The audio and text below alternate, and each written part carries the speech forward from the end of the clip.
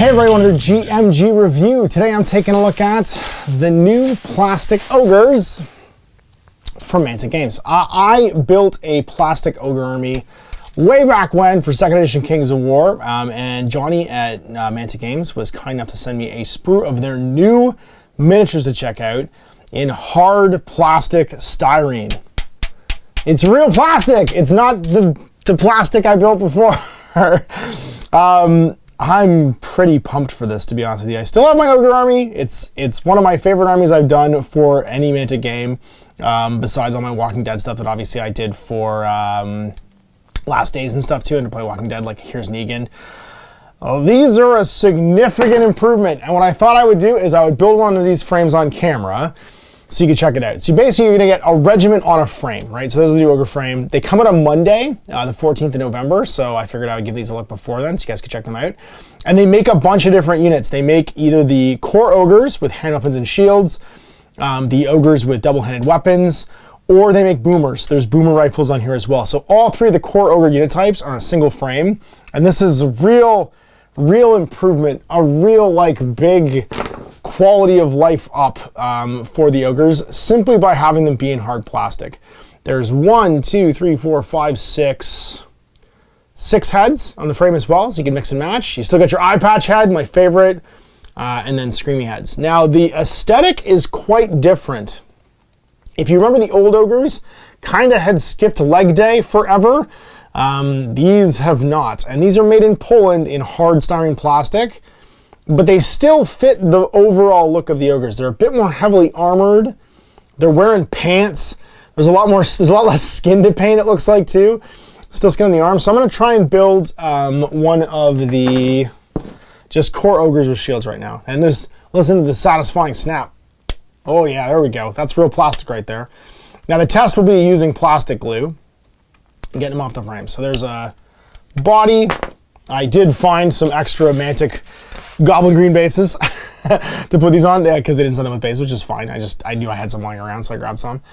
And then that looks like a shield arm. The hands are built into them. So there's a shield arm. There's a bit of mold line on, or mold flashing around the edges, but nothing too significant. So I'm gonna go A8. Which looks like this one. I think I'm just gonna freestyle it. I don't have instructions, but I'm just gonna assume I can freestyle it. So that's that's a right hand that goes with there is probably actually a correct arm for this.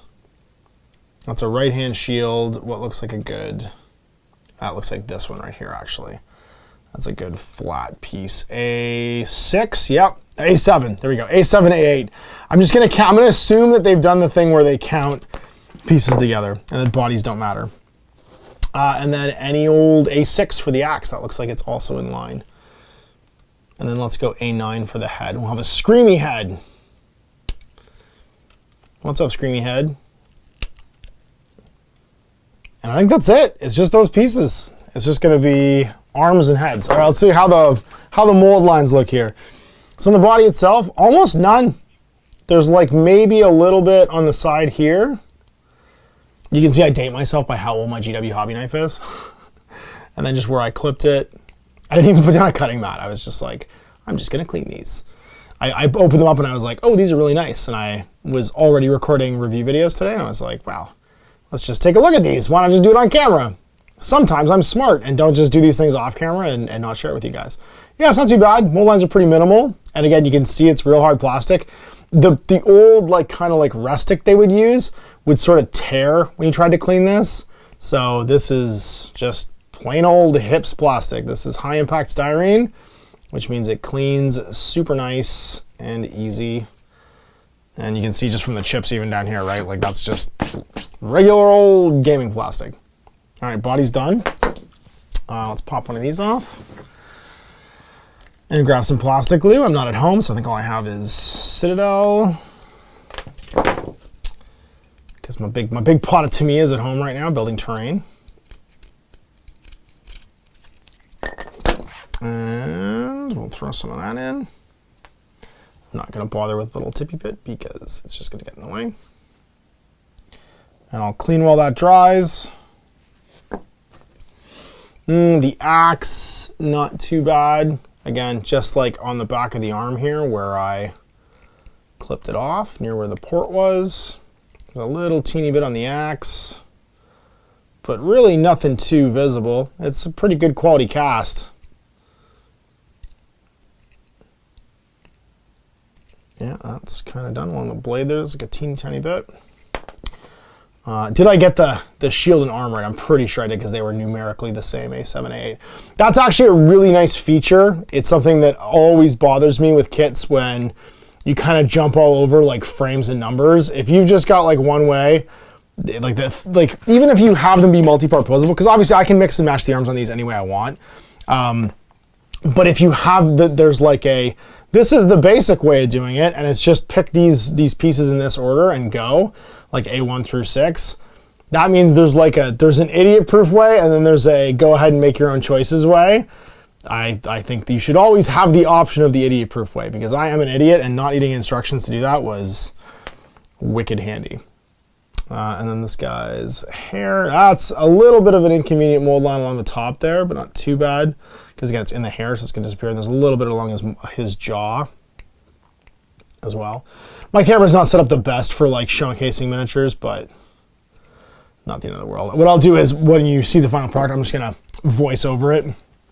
And I'll take a picture of this on the little turntable so you can see it all. All right, let's throw the arm on the shield first. Did I get it right? And the answer is, I sure did. There we go. The shields are a lot chunkier too. They look like they could actually block something with it. They were kind of glorified bucklers on the old ones. These guys are way beefier. Just like, they look like proper ogres. They don't look, I mean, proper ogres. They look big. They look ogre-y. If the word ogre is being used as a adjective. And yeah, and the plastic glue is just instantly getting tacky and bonding. Good stuff. Just a little on here. Yeah, man, that's some high impact styrene. That's a quality miniature. And they're enough like the originals, I'd say, that they still have like the key features, like the shield and the face shape and stuff like that. But you can see how much chunkier they are, right? Like you can see that they definitely have like a lower body that didn't skip leg day. They're a little more brutal and brutish. And that was super fast. So there's 1 of 3 on that frame. So I'm going to build the rest of these at some point and add another regiment to my ogre army. I think I won't bother multi-basing them. I'll just like paint them up. But those are really nice. Good job, Mantic. Available Monday. Yeah, that's a big quality of life improvement for ogre players. And just like I think a showcase probably of what these guys are capable of now as far as like plastic production. That's really cool. So big thanks to Johnny at Mantic for sending those along and letting us check them out. I would say, just from like if the old ogres were like a 3 out of 5, these are like a 4.5 out of 5. The mold lines, a little bit of cleanup required and stuff like that, but if you're looking for like variation, make 3 different unit types out of it. If you're using these for any other fantasy genre, they look more ogre-y, they don't look quite so Mantic-y. Oh, there's a cool like helmet head too with like a mask. That's awesome. And then yeah, as far as just like improvement over the previous ones, that's a big deal. So yeah, if you're looking for plastic ogre models, 4.5 out of 5, I'd say. And of course, it's Mantic, so you know it's going to be relatively inexpensive too. So big thanks for watching. We'll see you for more GMG reviews. Till next time, Ash. Have a great day. Hey there, I hope you enjoyed that video. There are tons of other games already recorded for you to watch. Click over to my channel page if you haven't already, and have a look to the dozens of playlists full of videos. I guarantee you'll discover a game you haven't seen played before. I put out new videos 7 days a week, and every day is themed to a different genre as I continue to explore the wider world of gaming. Of course, none of that's possible without you, the viewer, so click a like and subscribe if you'd like to stay on top of what's happening here daily. My 2 kids and I are massively grateful to be able to have the flexibility of this job so I can always maximize my time with them. If you want to support me continuing to put out this content, it's only possible because of my amazing backers on Patreon who support the studio, equipment, and model cost, as well as being how I make the bulk of my living. You can also help out by buying a t-shirt through Spreadshirt, a measuring gauge or widget from Death Ray Designs, or buying one of my games and supplements like Last Days, Gamma Wolves, and Blaster.